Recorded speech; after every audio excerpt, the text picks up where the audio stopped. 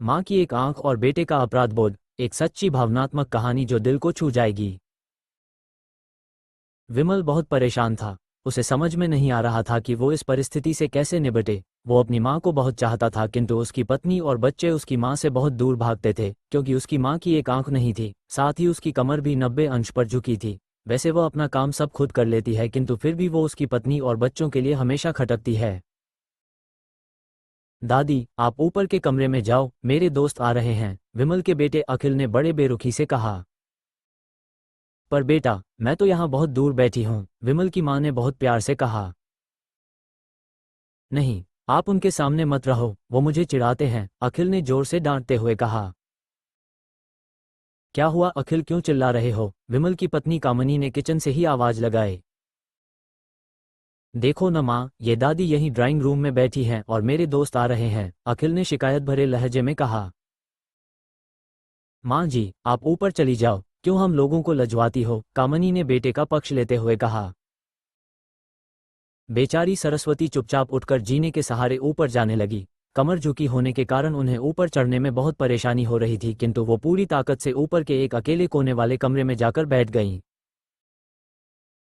विमल बाजू के कमरे से सब सुन रहा था। उसे कष्ट हो रहा था कि उसकी माँ को अपमानित होना पड़ रहा है, किंतु वो असहाय था। अगर वो कुछ कहता है तो पत्नी और बच्चे उसका विरोध करने लगते हैं। दूसरे उनके तर्क भी सही लगते हैं। चूंकि वो एक प्रशासनिक अधिकारी था, उसका सामाजिक स्तर बहुत ऊंचा था, उसकी ससुराल भी एक उच्च घराने में थी, अतः वो चुपचाप इस तरह हर दिन अपनी माँ को अपमानित होते देखता रहता था।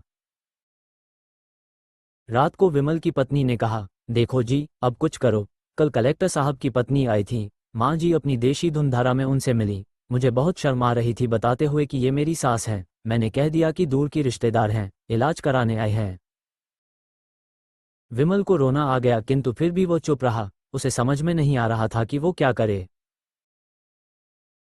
अपने बेटे की मन स्थिति को सरस्वती अच्छी तरह से जानती थी और बेटे को कोई कष्ट न हो इसलिए वो हर बात को चुपचाप सह लेती थी। विमल बहुत उदास रहने लगा। एक तरफ परिवार और सामाजिक स्तर पर जीने की प्रतिबद्धता थी, तो दूसरी ओर माँ। आखिर माँ से अपने बेटे की यह हालत नहीं देखी गई। एक दिन उसने अपने बेटे से कहा, विमल बहुत दिन हो गए हैं, मैं अपने गांव जाना चाहती हूँ, मुझे वहां पहुंचा दो, मेरा यहाँ मन नहीं ला रहा। किंतु माँ, वहां तो कोई नहीं है, तुम्हारी देखभाल कौन करेगा?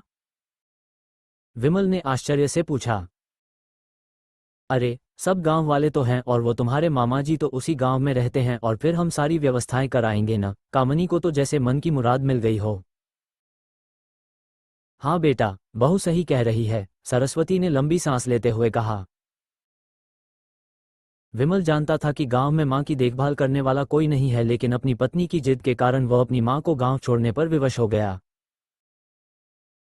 मां को गांव छोड़कर आते वक्त उसे रोना आ रहा था तथा अपनी बेबसी पर गुस्सा भी आ रहा था, किंतु परिवार, पत्नी और समाज ने उसके इन मनोभावों को दबा दिया और वो सुकून सा महसूस करने लगा। कुछ दिनों के बाद उसके चाचा, जो अमेरिका में रहते थे, आने वाले थे। जब विमल बहुत छोटा था, उसके पिता जीवित थे, तब वो भारत आए थे और उसके बाद वो अब भारत आने वाले थे। पूरा परिवार और आस पड़ोस बहुत उत्साहित था। अमेरिका से विमल के डॉक्टर चाचा आ रहे थे। डॉक्टर रमेश ने जैसे ही घर में कदम रखा, सबने मिलकर बहुत उत्साह से उनका स्वागत किया। क्यों विमल भाभी नहीं दिख रही, कहाँ है? डॉक्टर रमेश ने उत्सुकतापूर्वक पूछा। जी, वो गांव में रहती हैं, यहाँ उनका मन नहीं लगा, कामनी ने सपाट लहजे में उत्तर दिया। डॉक्टर रमेश ने विमल की ओर देखा तो विमल ने अपनी आंखें झुका लीं। डॉक्टर रमेश सब समझ गए। बोले, कल हम भाभी से मिलने गांव चलेंगे सब लोग। दूसरे दिन सभी लोग गांव के घर में पहुंचे। देखा कि सरस्वती को बहुत तेज बुखार है और वो पलंग पर असहाय पड़ी है। डॉक्टर रमेश दौड़कर सरस्वती के पास गए, उनके पैर छूकर रोने लगे। सरस्वती की ये हालत उनकी कल्पना से परे थी। वाह बेटा विमल, तूने तो नाम उजागर कर दिया। अपनी मां की ये हालत देखकर तुझे तो शर्म भी नहीं आ रही होगी। डॉक्टर रमेश ने विमल को लगभग डांटते हुए कहा। नहीं देवर जी, विमल का कोई दोष नहीं है, मैं खुद गांव आई थी, सरस्वती ने अपने बेटे का बचाव किया। मुझे सब पता चल गया भाभी, आप चुप रहो। क्यों बहू, तुम्हें अपनी सास की कुरूपता पसंद नहीं है? समाज में तुम्हें नीचा देखना पड़ता है ना? डॉक्टर।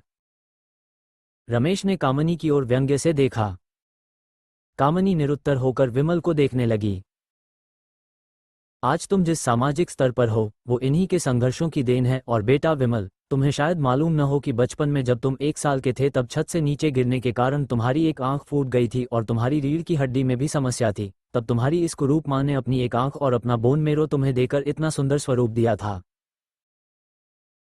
कामनी बेटा, इतने सालों तक संघर्ष करके बेटे को प्रशासनिक अधिकारी बनाने वाली इस संघर्षशील औरत की तुम लोगों ने ये दशा कर दी। तुम्हें ईश्वर कभी माफ नहीं करेगा। डॉक्टर।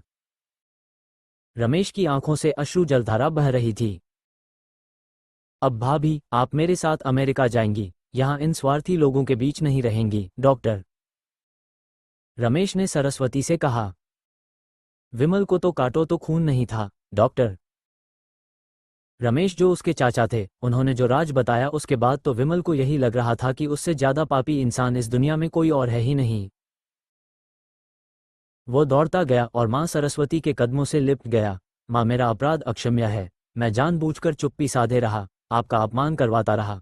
अब सिर्फ आप ही उस घर में मेरे साथ रहेंगी और कोई नहीं। विमल ने आग्नेय दृष्टि से अपनी पत्नी और बच्चों को देखा। कामनी को भी बहुत पश्चाताप हो रहा था, किंतु उसकी हिम्मत नहीं हो रही थी कि वो सरस्वती से आंख मिलाए। सरस्वती ने कामनी की मन स्थिति को समझकर उसको पुचकारते हुए अपने पास बुलाया और विमल को डांटते हुए कहा, खबरदार, जो मेरी बहू को मुझसे अलग करने की कोशिश की तो तुझे ही घर से बाहर निकाल दूंगी।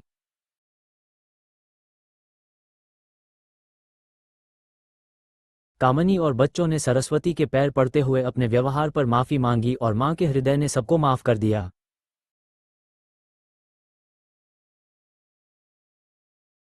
अगर आपकी भी आंखें नम हो गईं तो इस वीडियो को लाइक जरूर कीजिए। क्या आपने कभी अपनी मां को दुखी किया है? तो नीचे कमेंट में मां तू सबसे महान है लिखिए। और ऐसी ही दिल छू जाने वाली कहानियों के लिए हमारे चैनल को सब्सक्राइब करना ना भूलें। और हाँ, जो भी इस वीडियो पर सबसे प्यारा कमेंट करेगा उसका नाम हम अपने अगले वीडियो में जरूर लेंगे।